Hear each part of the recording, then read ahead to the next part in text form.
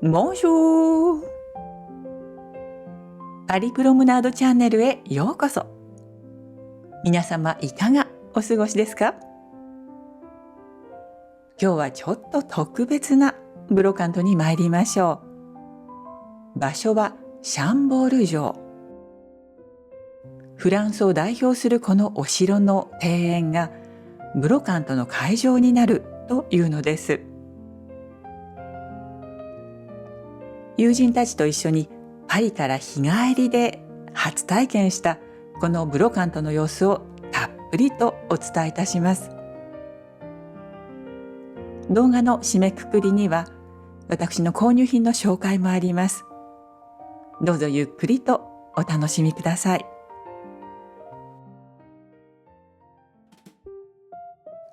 5月1日、メーデーの朝。正面に見えているのはパリの凱旋門。パリからシャンボール城までは友人の車で向かいます。友人夫妻とキコさんと私、大人4人でパリから日帰りのブロカント小旅行です。このイベントのことは実は私はごく最近キコさんから教えてもらって知りました。私たち4人全員にとって初めての体験です。車はパリから南へ高速道路を走っています。朝日が昇ってきました。聞くところによると、このブロカントは1995年から始まったもので、現在はおよそ500の出店者が集まるそうです。毎年5月1日と決まっていて、2万人から5万人ほどの来場者があるとのこと。サービスエリアで一度休憩。気球が上がっていますね。高速道路を降りて、ブロワの街を右手に見ながらロワール川を渡ります。麦畑には早くもコクリコの花が咲いています。森に入ると道路はまっすぐな一本道。するとわかりますか？中央にお城のシルエットが浮かび上がってくるんです。この演出、ワクワクしますよね。目的地に到着しました。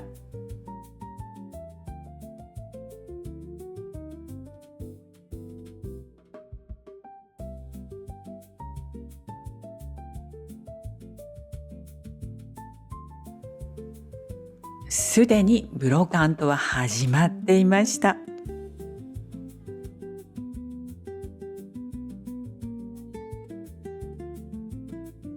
誘導に従って車を止めていざ出陣。ちなみにこのブロカントは入場料も駐車料金も無料でした。この方はもう買い物を終えられたんですね。見えましたか？鹿の首。狩猟文化が根付いた地方ならではの購入品ですね。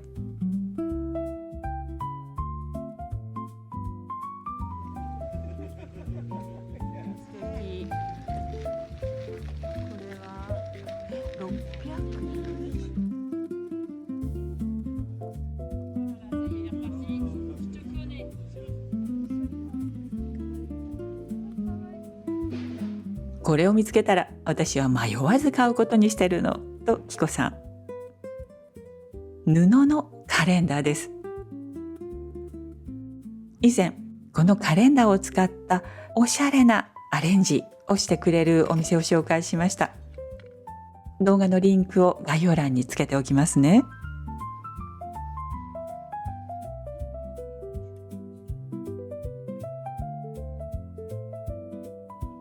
アスパラガス用のお皿。このタイプのは初めて見ます。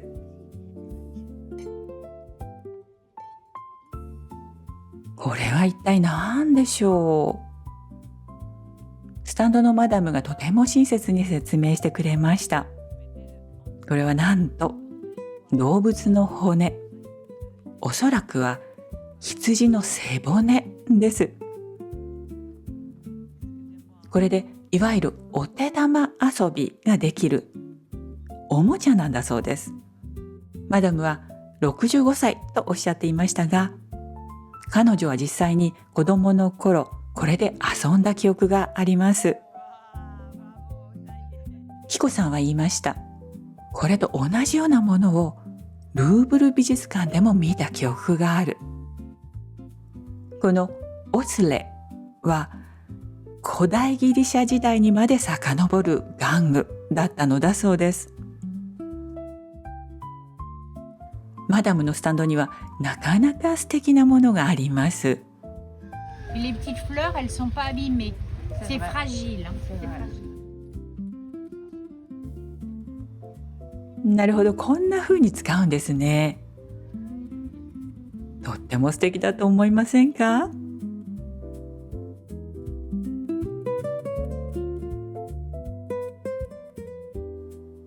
こちらは19世紀初めのもので、フルセットで480ユーロとお値段がついていました。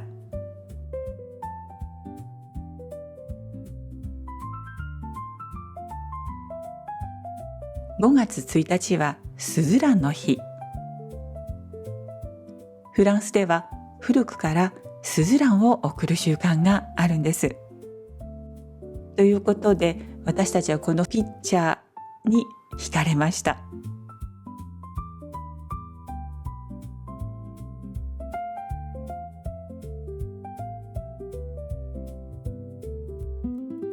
出品されているもののクオリティが高いというのが私たちの第一印象でした。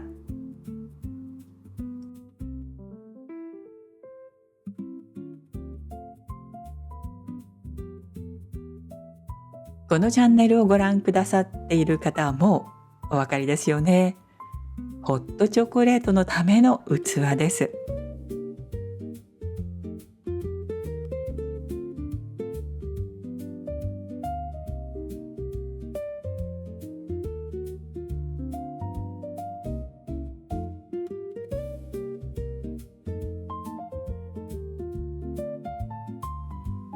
地図を見たとき、ここまでが会場のごく一部だと分かって、キコさんと私は圧倒されました。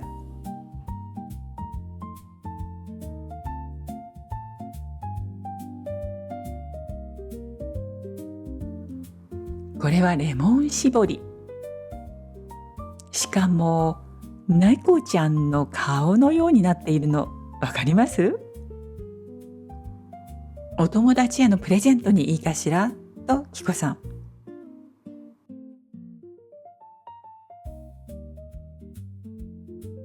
昔の顔料を入れていた瓶でしょうかね。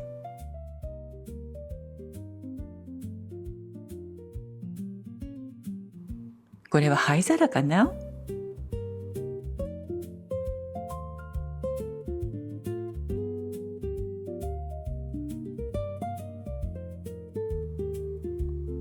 本当にお城の庭で行われているというのがよくわかりますでしょう。こんな贅沢なシチュエーションのブロカントは私は初めてです。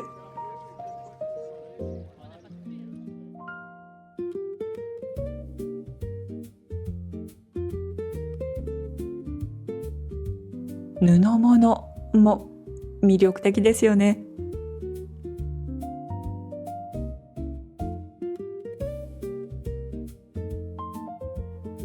サビニャックの絵の看板がとっても可愛らしい。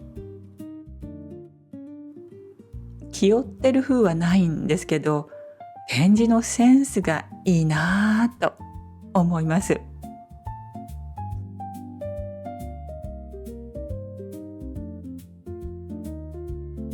あら、昔の湯船？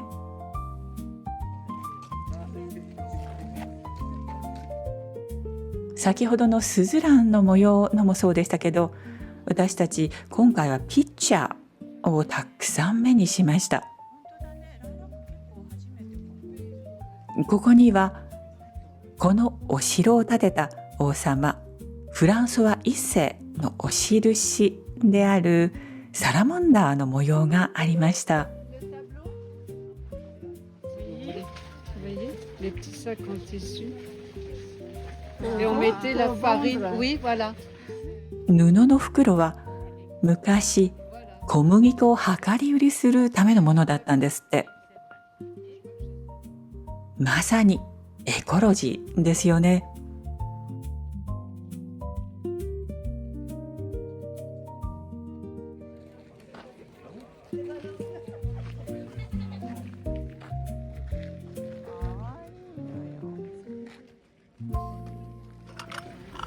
60.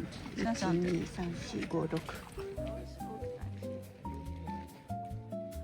さりげなくスズランが飾られていました。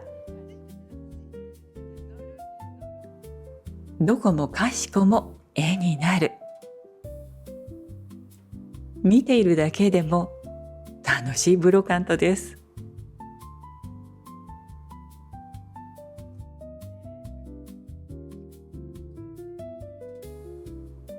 このカゴにはちょっと惹かれますけど、実際には使わないかしら。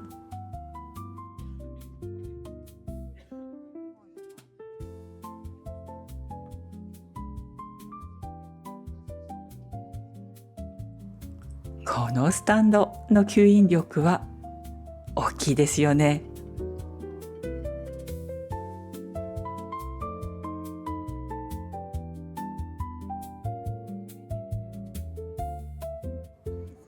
このマスタード入れ、実はこれとっても貴重なものらしいです。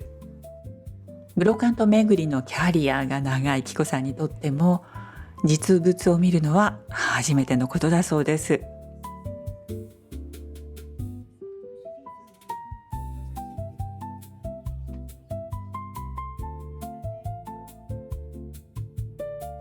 この数字の意味は、お皿の上に盛り付けられたお料理のお値段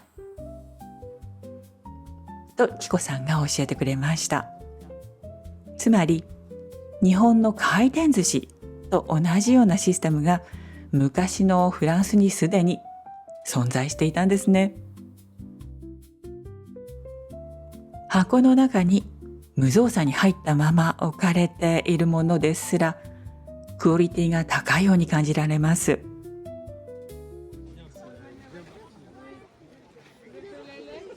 ちょっと雲行きが怪しくなってきました。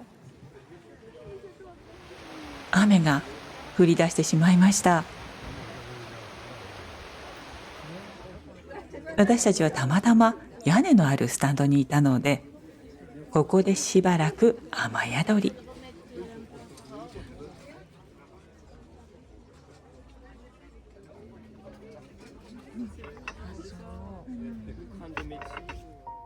にわか雨が過ぎてブロカント巡りを再開します。この調理器具のセットはオブジェとしてすでに美しいと思いませんか？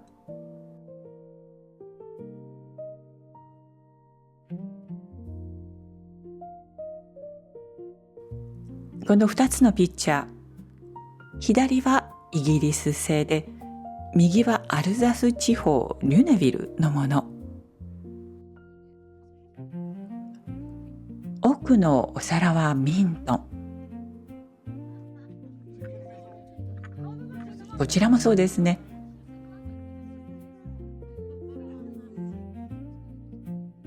この大皿、なかなか味わい深いです。切るのは裏が黒いのが独特ですよね。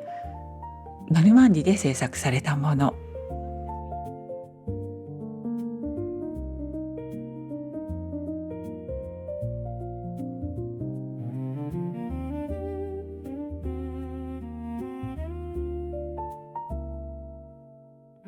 絵は普段私あまりノミの市で惹かれることがないんですが、今回はなかなか良いものがある、そんな印象でした。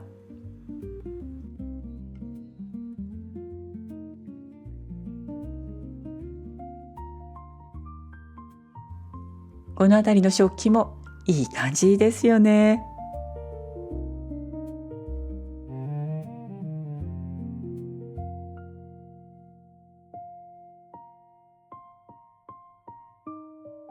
私たちはここで一旦休憩したいと思います。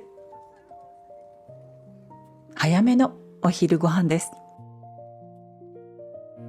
食べるところがあるのか見当がつかなかったので、私はサンドイッチの材料を持ってきました。芝生の上でピクニックとしたいところだったんですが、先ほど雨が降ったのでそれはちょっと難しいかなということで、車のボンネットの上を使ってランチ、それぞれが好きなものをバゲットに挟んで食べる。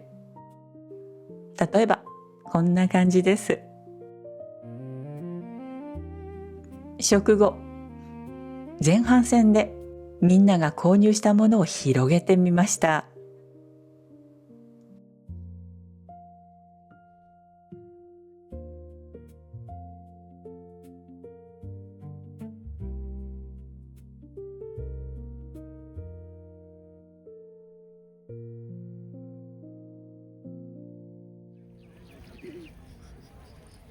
さて、ブロカント巡りを再開しましょ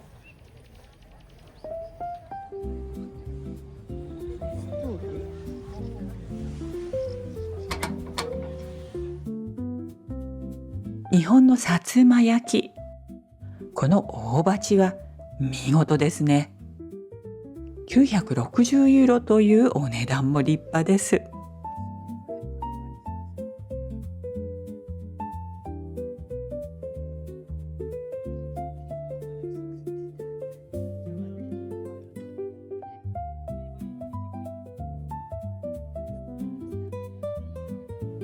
こちらのマダムはものすごい大きな買い物をなさいましたね。このお皿にはまさにシャンボール城の絵付けがされています。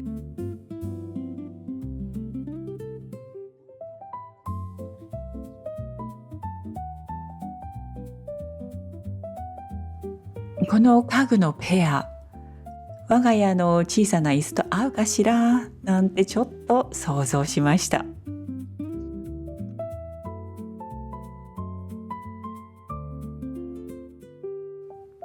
私はこちらに惹かれました。クレイエ・モンホのフローラのシリーズ。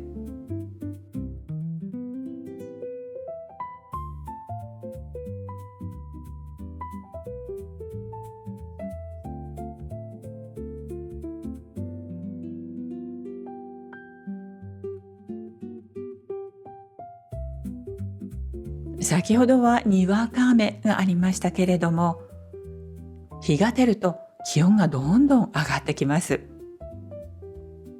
午後になるとさらににぎわってきました。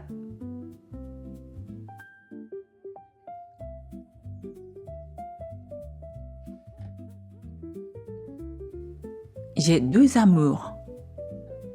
私は2つの愛を持ってる。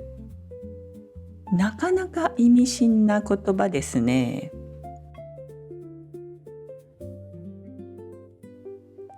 素敵なオブジェ。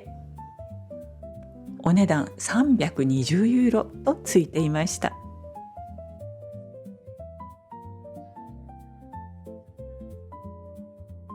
こんなに勢ぞろいすると壮観ですね。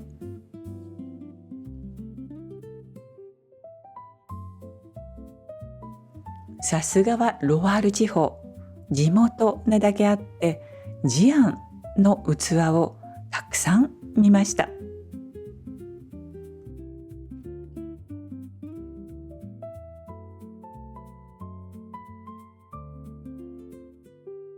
先ほどのキュルノワーのお皿と同じシリーズがここにもありました。このお皿は先ほどのよりちょっと小さいですけど、こちらの方がお値段が高かったです。こんな午後のお昼寝も悪くないですね。それにしてもこのお城はまさに見事。フランソワ一世が王の意向を示すために計画したものですが、500年経ってもそれは成功していると思います。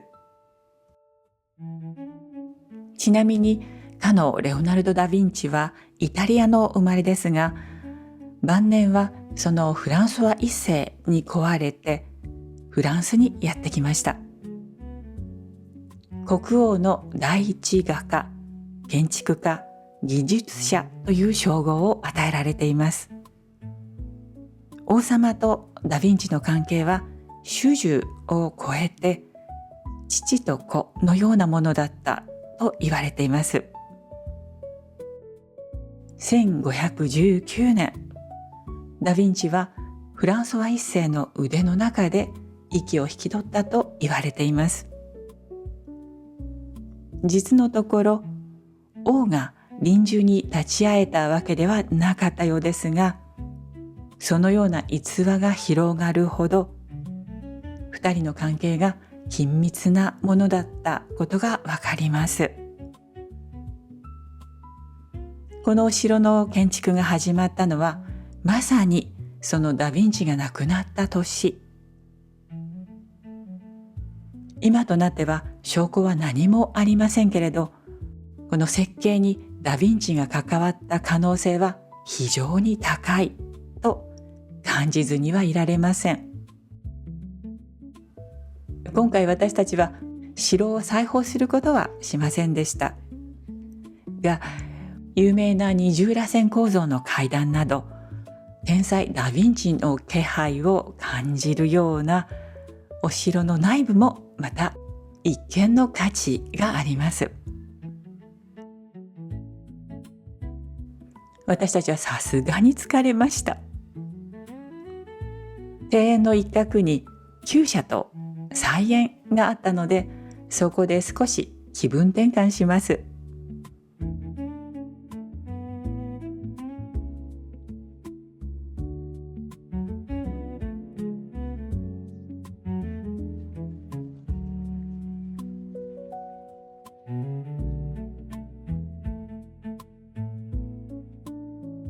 バラの鉢植えやおいしそうなものも売られていました。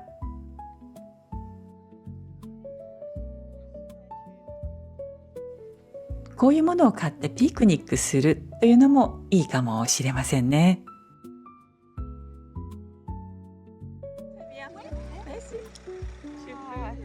このマダムはお庭に咲いているスズランを摘んできて、毎年ここで販売しているようなんです。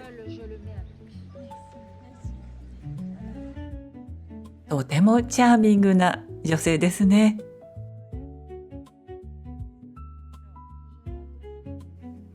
まあよく歩きました。それぞれ満足のゆく買い物をして、私たちはパリへの帰路に着きたいと思います。森の道は本当にまっすぐな一本道。この森もまたお城と一緒に設計されたものなんでしょうね。空には虹も見えました。およそ2時間、渋滞知らずのドライブで私たちはパリに戻ってきました。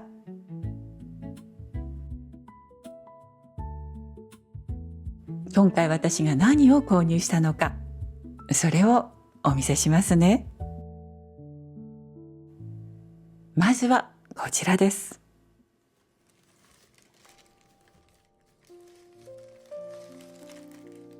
アルザス地方のリュネビルで作られたお皿。柄もロマンチックですが、この縁の部分の凹凸も上品だなぁと思いました。お値段は10ユーロでした。そしてもう一つ。クレイエモンホのフローラのシリーズ。バラの模様のを見つけたので、こちらを購入しました。お値段は1枚10ユーロだったのですが、スタンドのマダムは2枚で15ユーロにしてくれました。私は以前、パリのブルターニュ通りのブロカントでこれを購入していたんです。お揃いになると思いました。これで終わりではないんです。そう、ホワイトアスパラも買いました。このお皿はアスパラを盛り付けるにはちょっと小さいかもと思ったんですが、悪くないですよね。そしていつものようにドレッシングとリモレットチーズを添えていただこうと思います。お供はアルザスの白ワイン。昨年12月のワインフェアで購入したものです。その時の様子もこのチャンネルでご紹介していますので、概要欄にリンクをつけておきますね。最後までご視聴くださいましてどうもありがとうございました。今回の動画はいかがでしたでしょうか？お楽しみいただけましたでしょうか？今回の動画が良かったと思ったら、ぜひ高評価を。そしてチャンネル登録がまだお済みでない方は、チャンネル登録もどうぞよろしくお願いいたします。コメントもとても励みになっております。どうもありがとうございます。では、また次回の動画でお会いいたしましょう。アビアント。